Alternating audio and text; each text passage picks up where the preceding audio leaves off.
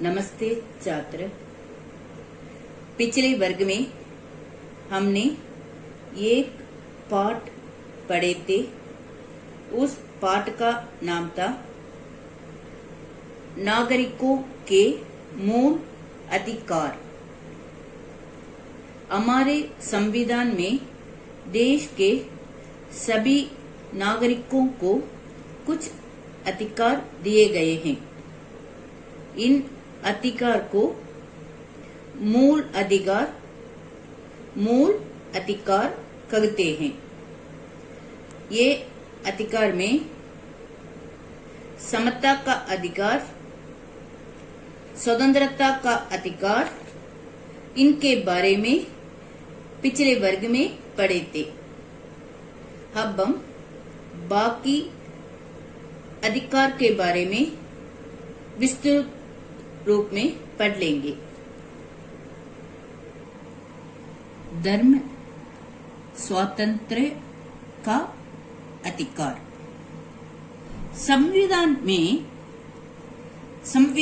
में सबको अपना धर्म मानने का, उस पर अमल करने का तथा उसका प्रचार करने का अधिकार दिया गया है।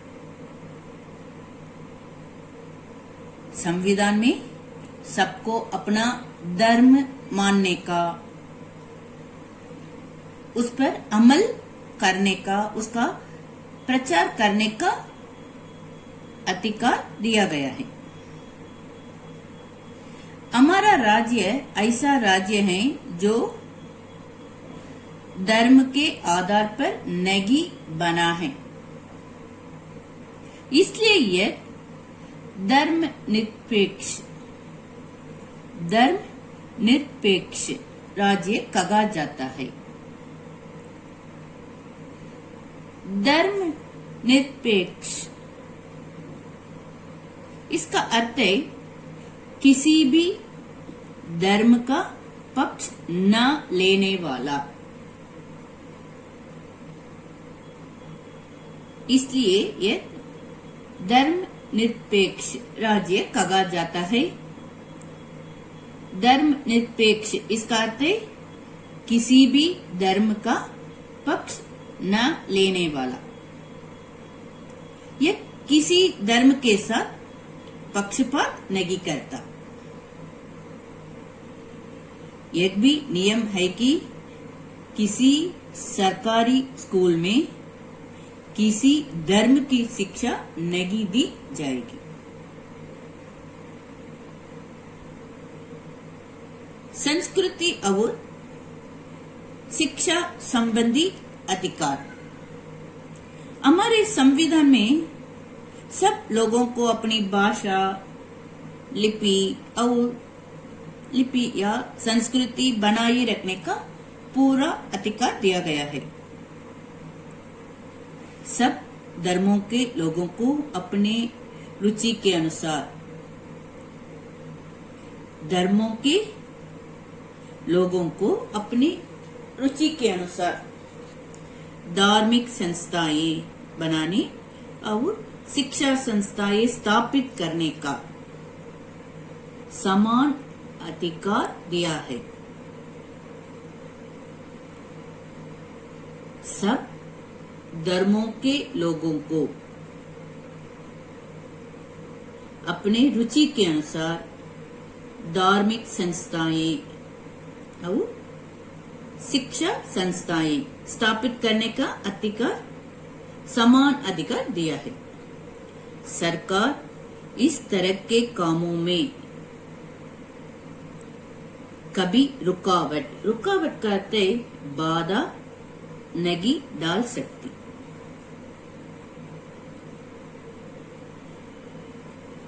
सरकार इस तरह के कामों में रुकावट, बाधा नहीं डाल सकती। संपत्ति और अधिकार। भारत के सभी नागरिकों को भारत की किसी भी भाग में जाकर, भारत के किसी भी बाग में जाकर रखने, घर बनाने तथा संपत्ति उपार्जन उपार्जन करते कमाना करने का अधिकार दिया गया है। भारत के सभी नागरिकों को भारत के किसी भी भाग में जाकर भारत के किसी भी भाग में जाकर रहने, घर बनाने और संपत्ति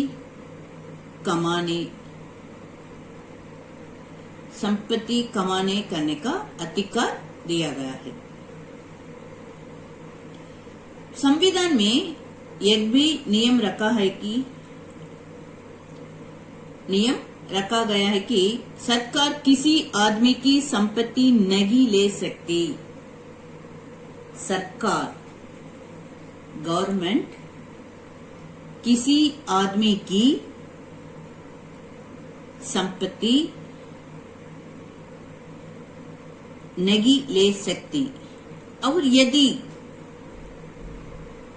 सार्वजनिक हित के लिए बेनिफिट के लिए उसका लेना जरूरी हो तो उसका उचित मूल्य वैल्यू देकर ही ले सकते हैं। संविधान में यह भी नियम रखा गया है कि सरकार किसी आदमी की संपत्ति नहीं ले सकती और सार्वजनिक हित के लिए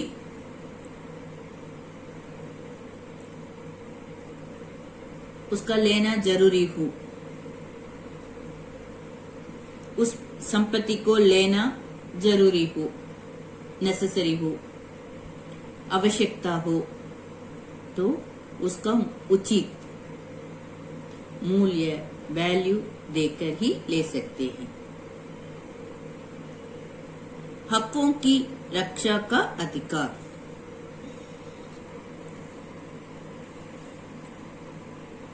अब आपने पढ़ लिया कि भारत के प्रत्येक नागरिक को संविधान में क्या क्या अधिकार दिए गए हैं। लेकिन केवल करते अंग्रेजी में ओनली किसी को अधिकारों के दे देने से काम नहीं चलता।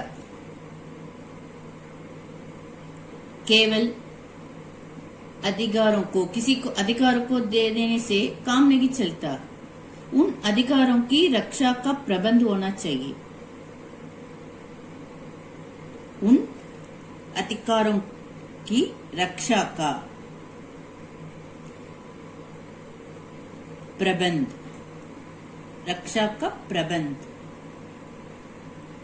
होना चाहिए। उन अधिकारों की रक्षा का प्रबंध होना चाहिए। कोई भी सरकार ऐसा कानून बना सकती है जिससे नागरिक के अधिकार छीन जाए या उनमें कुछ कमी हो जाए। इसलिए हमारे संविधान में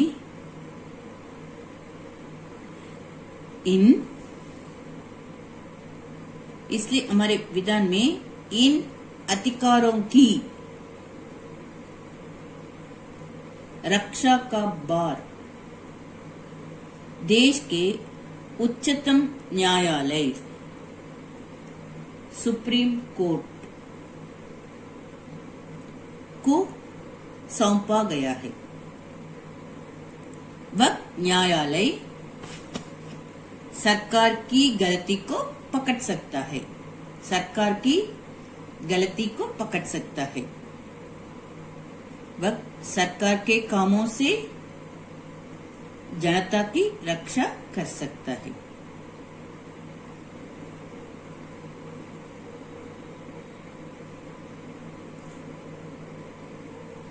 अगर सरकार इन मूल अधिकारों को बदलने का कोई कानून बनाए, ये मूल अधिकारों को बदलने का कोई कानून बनाइए तो अदालत कह सकती है कि यह कानून संविधान के खिलाफ है। खिलाफ करते विरुद्ध है, अगेंस्ट है, तब ऐसा कानून रद्द समझा जाएगा। कोई भी नागरिक उस अदालत में अपने मूल अधिकारों की रक्षा के लिए फरियाद कर सकता है। इस उच्चतम न्यायालय का निर्णय भारत की सभी अदालतों को मानना पड़ेगा। उच्चतम न्यायालय का निर्णय भारत की सभी अदालतों को मानना पड़ेगा और सरकार को भी उसे मानना पड़ेगा। उच्चतम न्यायालय का निर्णय भारत की सभी अदालतों को मानना पड़ेगा और सरकार को भी उसे मानना पड़ेगा। उच्चतम न्यायालय का निर्णय भारत की सभी अदालतों को मानना पड़ेगा और सरकार को भी उसे मानना पड़ेगा।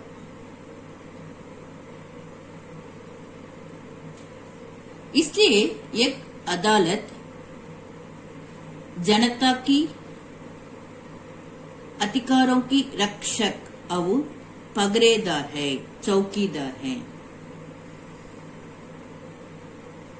ये मूल अधिकार जनता की पवित्र निधि है। इनकी रक्षा हमें सब तरह से करनी चाहिए। जो नागरिक अपने अधिकारों को समझता है, देश के प्रति अपने कर्तव्यों का पालन करता है, वही सच्चा नागरिक है। भारत का सच्चा नागरिक कौन है? जो नागरिक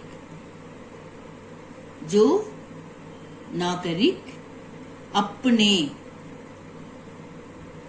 अब तक पढ़े है ना, मूल अधिकार, अपने अधिकारों को समझता है और देश के प्रति अपने कर्तव्यों का पालन करता है, वही सच्चा नागरिक है। इसलिए हम सब लोगों को भारत के सच्चे नागरिक बनने का प्रयत्न करना चाहिए, कोशिश करना चाहिए। इसलिए हम सब लोगों को भारत के सच्चे नागरिक बनने का प्रयत्न, कोशिश करना चाहिए।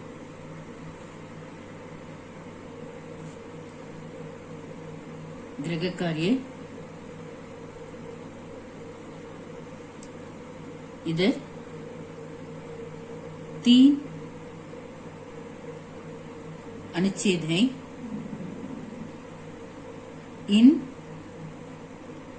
3 अनुच्छेद को अच्छी तरह एक बार लिखिए। धन्यवाद।